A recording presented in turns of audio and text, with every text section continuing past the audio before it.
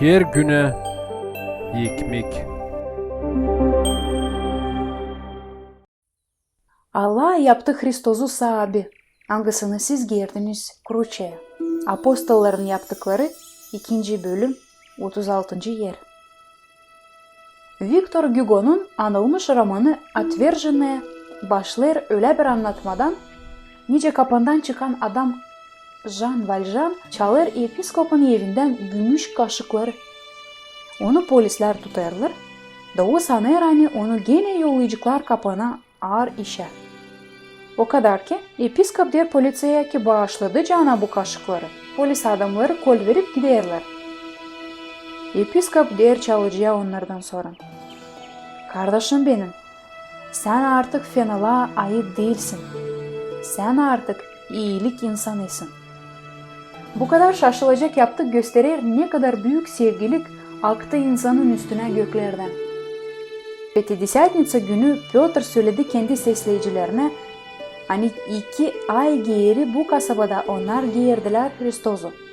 İnsanlar kahırlanıp sordular, ne yapsın onlar şimdi? Piotr onlara cevap etti.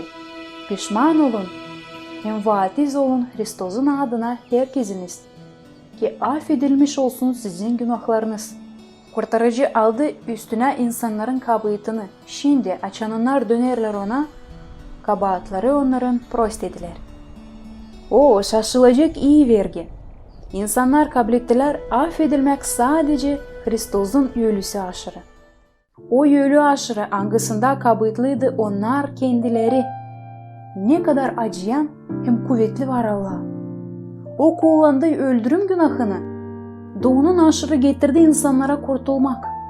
Herim Allah, Hristos'un ölüsünü kullanarak yaptı bu günahtan insanlara bir iyilik.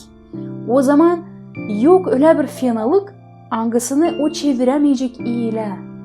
İnanın Allah'a, güvenin ona kimdir böyle. Allah'ı sevenlere hepsi işler ne olur, olur onların iyiliği için. İnanır mısınız siz Allah'a? Verir misiniz Allah'a hepsi korkularınızı?